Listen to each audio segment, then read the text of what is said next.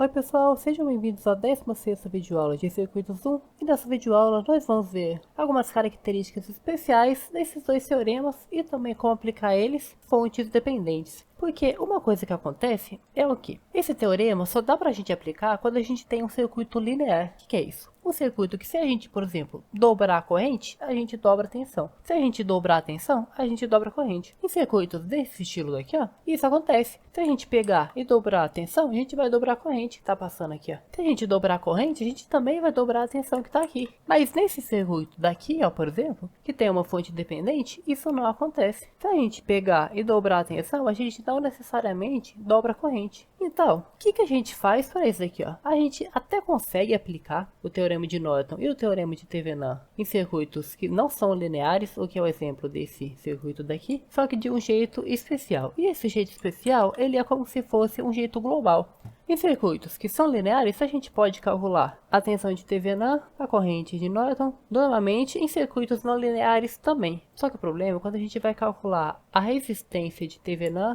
ou a resistência de Norton, que a gente viu que é a mesma coisa, né? Essa resistência que a gente não consegue calcular em circuitos que não são lineares. Então a gente vai usar uma técnica, que seria o que? Antes de revelar essa técnica, eu queria que você observasse que esse circuito aqui, ó, é o de Norton, né? Esse aqui, o de Thevenin. Só que você percebe que se eu pegar essa fonte de corrente real aqui e fazer uma conversão nela, eu vou ter justamente essa daqui. Você tá vendo que os dois é a mesma coisa? Se os dois são a mesma coisa, se eu posso pegar isso e multiplicar por isso que eu vou ter a tensão de Thevenin, isso quer dizer o quê? Se eu pegar a tensão de Thevenin e dividir pela corrente de Norton, eu vou ter justamente o quê? A resistência. Resistência de Thevenin ou a resistência de Norton, né? Que é a mesma coisa. Então, eu posso calcular isso de duas formas. Se eu não quiser calcular a resistência de Thevenin ou a resistência de Norton daquele jeito lá que eu tinha mostrado nas duas videoaulas passadas, você pode fazer o quê? Calcular a tensão daqui, calcular a corrente que passa aqui quando aqui tem um curto, e você dividir a tensão de Thevenin pela corrente de Norton, aí você vai chegar nisso daqui da mesma forma. E para te provar, eu fiz a conta aqui, ó,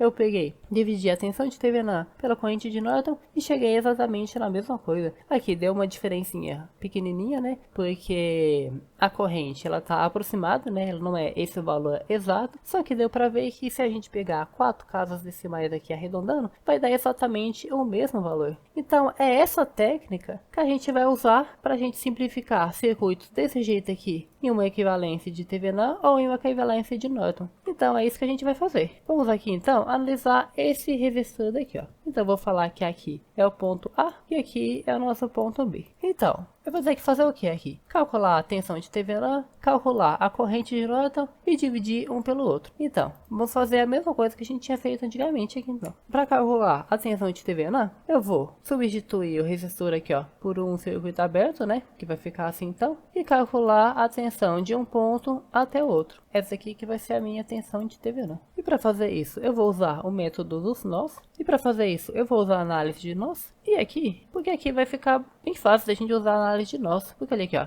eu tenho um nó, eu tenho outro nó, eu tenho 4 nós na realidade, né? Só que se eu for juntar esses 3 aqui, ó, que estão em série, eu vou perder esses 2 nós aqui, eu vou ficar apenas 2, né? Então vai ficar bem mais fácil de resolver. Então vamos fazer essa junção aqui então. Então juntando o que está em série, fica desse jeito aqui, o que nos dá apenas 2 nós, né? Que seria esse daqui, que é o nó A. Eu vou até colocar aqui em cima, ó, que esse daqui é o nó A. E vou colocar aqui no cantinho o nó C, pra gente não confundir os nomes, tá vendo? Essa parte inteira daqui, ó, é o nó A. Essa aqui é o nó B, que é 0 volts, né? O nó terra. E essa aqui é o nosso nó C. Então agora eu vou usar a análise de nós novamente, só que com uma fonte dependente aqui, né? Aplicando a análise de nós agora, a gente já pode analisar o nó A. Só que antes disso eu vou definir quais correntes estão para quais sentidos. Vou falar que essa corrente daqui, ó, desse resistor, ela tá para esse lado, enquanto essa daqui tá para esse lado. Vou falar que essa aqui, ó, ela tá para esse lado daqui, pro lado da direita, né? Justamente para combinar com essa daqui, já que elas são a mesma, né? Então essa aqui, ela vem para cá, elas são a mesma. Se elas são a mesma, eu vou até escrever aqui no canto para a gente poder substituir depois. Que o I', é igual ao A menos C dividido por 14. Então vamos escrever aqui, ó, o que tá entrando, que é o 4 mais o I', é igual ao que tá saindo, que é essa corrente daqui, ó. Agora, substituindo o I' por aquilo lá, a gente vai ter isso aqui, ó. Vai ficar justamente dessa forma daqui. Agora vou multiplicar todo mundo por 14 pra gente tirar essas frações aqui. Vai ficar assim. Aqui eu já fiz a distributiva também desses 3 aqui. Agora só basta a gente jogar todas as letras pro lado esquerdo e o número aqui pro lado direito. Agora juntando letra com letra, a gente vai ter essa equação daqui, ó. E essa aqui é a nossa primeira equação. Agora só falta a gente fazer a mesma coisa, só que para o nó C. Então aqui no nó C, o que está entrando, que é essa corrente daqui, é igual à corrente que está saindo. Então essas duas daqui. O que vai nos dar essa equação daqui, ó. Agora substituindo esse i' daqui, a gente vai ter isso aqui. Agora multiplicando todo mundo por 14 para tirar as frações, a gente vai ter isso aqui. Aqui no caso eu também já fiz a distributiva. Agora passando todas as incógnitas para um lado, como não vai ter número aqui para restar, vai ficar zero, né? O que vai nos dar essa equação daqui. Agora a gente pode juntar letra com letra, o que vai resultar nessa equação daqui. Resolvendo o sistema, a gente vai ter essas voltagens aqui. Então, como que em cima é menos 20 volts, isso quer dizer que do zero até o menos 20, a diferença de potencial aqui é menos 20, né? Então aqui, ó, a tensão de TVNAR, ela seria menos 20, se ela fosse virada para cima. Se ela for virada para baixo, isso quer dizer que a tensão dela é 20 volts. Agora só falta calcular a corrente de Norton. Para fazer isso, a gente vai fazer a mesma coisa que a gente fez no vídeo aula passado,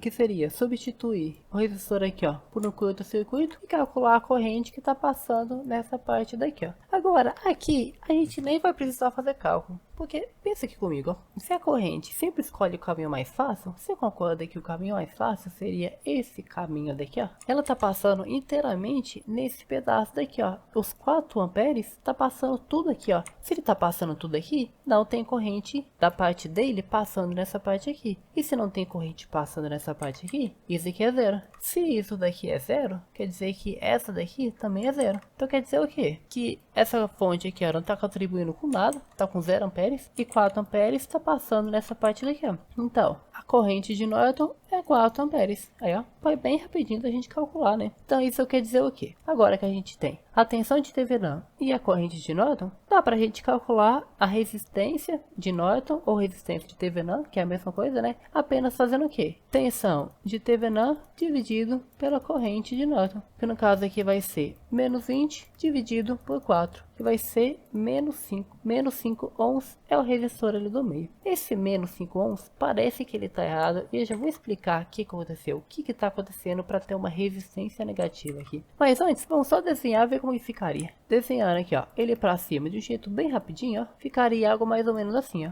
O nosso resistor lá que a gente estava analisando, né, que era o resistor de 7 ohms, esse resistorzinho daqui, ó, ele vai ficar aqui no cantinho, ó, 7 ohms. E aqui vai ficar a nossa resistência de TVNAR, que no caso vai ser o menos 5 ohms. A tensão de TVNAR a gente viu que é menos 20, né? Então menos 20 volts. Aí, ó. E se a gente for desenhar do jeito lá de Norton, vai ficar dessa forma daqui, ó. A fonte corrente para cima em paralelo com a tensão de Norton, que também é menos 5 ohms. E aqui 4 amperes, né? Em paralelo com o nosso resistor lá, que a gente estava analisando, que era o 7, né? Então redesenhando fica desse jeito daqui, os circuitos equivalentes a esse circuito daqui, ó. Agora, por que que isso daqui, ó, tá dando uma resistência negativa? Por que que tá ficando assim? Tá muito estranho isso aqui. O que que isso daqui quer dizer? O que era para um resistor tá consumindo potência, né? Ele tá fazendo o contrário. Ele tá liberando potência. E o que que isso quer dizer? Isso aqui, como é o resto do circuito resumido e tem uma resistência negativa, quer dizer que isso daqui tá liberando potência. Se isso daqui tá liberando potência, todo o resto do nosso circuito, sem o resistor aqui do meio, quer dizer que todo o restante do circuito tá liberando potência ao invés de consumir. Talvez fica muito estranho se a gente ver uma resistência negativa, porque com fontes independentes isso não acontece. Sempre que a gente for transformar um circuito que tem apenas fontes independentes no desses circuitos aqui, a resistência aqui de Norton ou a resistência de TVNAR vão ser positivas. Só que para um circuito que tem fonte dependente, pode ser que fique negativa e não tem problema nenhum nisso. Isso só quer dizer que ao invés de estar consumindo potência, ela está liberando. E se a gente quer verificar que a gente acha que está errado, está muito estranho isso, dá pra gente fazer um teste. Que seria qual? A gente pega esse circuito aqui, ó, e vamos fazer o quê? Vamos desligar as fontes dependentes. O que seria desligar as fontes dependentes? Se eu vou estar desligando esse daqui, quer dizer que não vai estar passando corrente, né? Se não vai estar passando corrente, eu vou substituir por um curto, né? Se eu vou substituir por um curto, eu posso pagar esse aqui. É isso que a gente faz na prática, né? No teorema da superposição, é isso que a gente está fazendo, desligando a fonte de tensão. A gente substitui por um curto, né? E quando a gente desliga a fonte de corrente, a gente substitui por um circuito aberto, né? Então, eu desliguei ali. Beleza, eu tirei e substituí por um circuito aberto. E agora, no lugar desse resistor aqui, eu vou fazer o quê? Eu vou colocar uma fonte de qualquer voltagem. Eu vou colocar aqui só de teste de 1 volts. 1 volt, beleza? Agora eu vou calcular o que? A corrente que está saindo dela. O que isso quer dizer? A tensão que está aqui, que no caso é de 1 volt. Se você colocou 2 volts, você vai usar 2 volts aqui em cima. A tensão que está aqui, se eu dividir ela pela corrente que está saindo dela, eu vou colocar total, vai, a corrente que está saindo dela. Eu vou ter exatamente a minha resistência de Thevenin, ou resistência de Norton, né? Que é a mesma coisa. Então vamos fazer esse teste aqui, ó. Vamos resolver esse circuito aqui e ver se o que está saindo daqui é suficiente, é uma corrente negativa, para fazer com que essa resistência daqui seja negativa também. Então aqui, ó, eu vou resolver esse circuito aqui por método das malhas. Então aqui, ó, é o IA que está passando aqui e esse aqui é o IB. Lembrando que essa segunda parte que eu estou fazendo aqui, ó, é só para verificar se a resistência de negativa que a gente chegou, se ela faz sentido, se ela tá certa. Se você achar uma resistência positiva, tá tranquilo, tá tranquilo. Se você quiser fazer isso daqui para verificar, perfeito. Se não quiser, tudo bem também. Aqui é só para justificar a resistência negativa, só para provar que ela tá certinha. Mas toda essa parte aqui, daqui para frente da videoaula, é só conteúdo adicional. Se você não quiser assistir ou ter que se preocupar com isso, fique à vontade em só fazer a primeira parte, tá tudo bem. Então, continuando aqui, ó. O I' é o IA, né? Então isso daqui quer dizer que 3 I' é o próprio 3 IA, né? Então isso quer dizer o quê? Que IA que tá passando aqui menos IB